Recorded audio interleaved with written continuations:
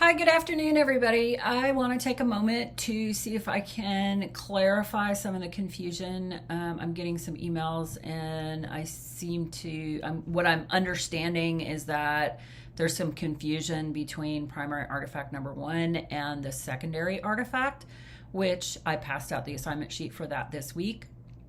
I want to take a minute and see if I can't clarify some of the confusion between the two projects. They are, number one, they are separate parts of your overall portfolio project.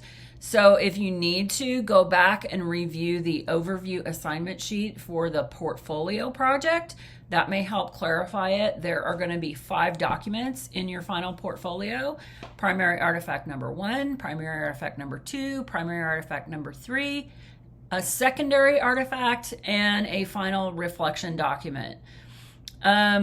So the secondary artifact is in addition to the 3 primary artifacts. Primary artifact number 2 is your formative research project for this semester.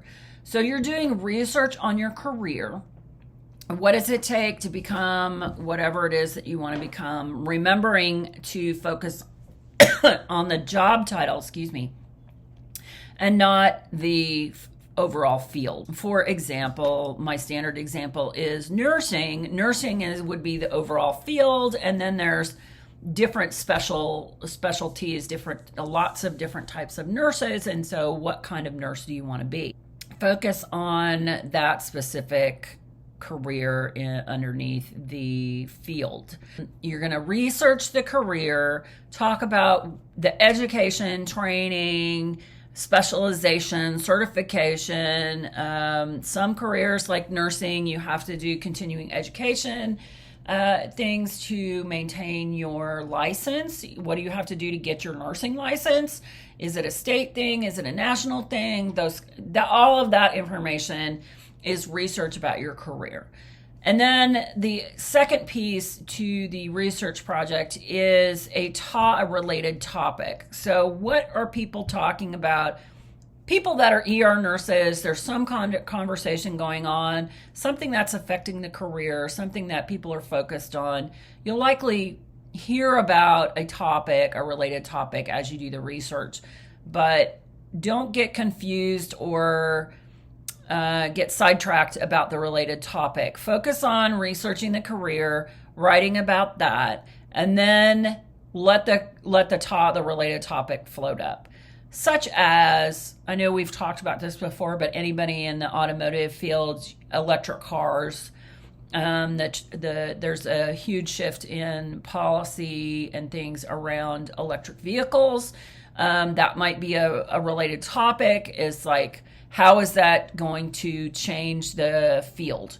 If you're going into automotive technology, like you want to become a mechanic, it's going to change how you do your job and how people train for it, study for it, learn about it. And it may change hiring, probably the way people are hired, the way people do their job, those kinds of things. That would be a related topic, because remember, the purpose is to inform your audience about the career, how to become an automotive technician, what it means, where you can work, what kind of special things you can do. And then here's this related topic that you might want to know about as you're going into the career, something else you might want to know that's going on in the career right now that may affect the future of the career.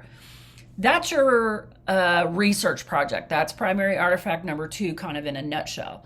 The secondary artifact is a supplementary document to your portfolio related to your career. So, for example, when I apply for a job, they don't want just my CV or resume and a cover letter.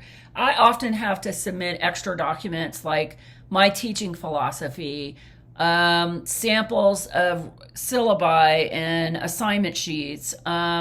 I often have to submit a list of references, so I have all of that information saved in a document that I can upload with any kind of when I'm filling out an application. And I typically always have to fill out an online application in addition to all of that. So that's what I mean by supplementary document. A list of references is often, sometimes in some fields, if you're going into anything like graphic design, often they want samples of your previous work. That would be a secondary document. So for your project, I gave you 8 choices. And you just have to go and pick one of those out of the 8, decide which one you want to do, and include that in your final portfolio project. You're not turning a draft of that, the secondary document, into me. That's why you have a couple of peer reviews. You're going to have a couple of peer reviews to get some feedback. If you get stuck or have questions about the document that you're working on, you can always email me. I'll help you out. I'm not sure I'll have time to read a complete draft of your secondary document, but I certainly can look at things and give you a little feedback along the way. But the secondary document, think of it, the secondary document in terms of it's going to support the work that you're doing. In the primary documents, it's, and think about your audience and the purpose of the portfolio project altogether. The audience is could be a scholarship application committee, a job application committee. Maybe you want to go to grad school. You're often going to have to submit multiple documents, like a personal statement, along with a resume and other documents if you're going to apply to grad school. Things like that. So it's kind of a practice documents to get you to a place where you might have some information to submit to one of those places. So think of the secondary document as supplementary and support to the primary documents that you're working on. You have 8 choices to choose from. You only have to choose one, and you can, like I said the other day, you can double dip.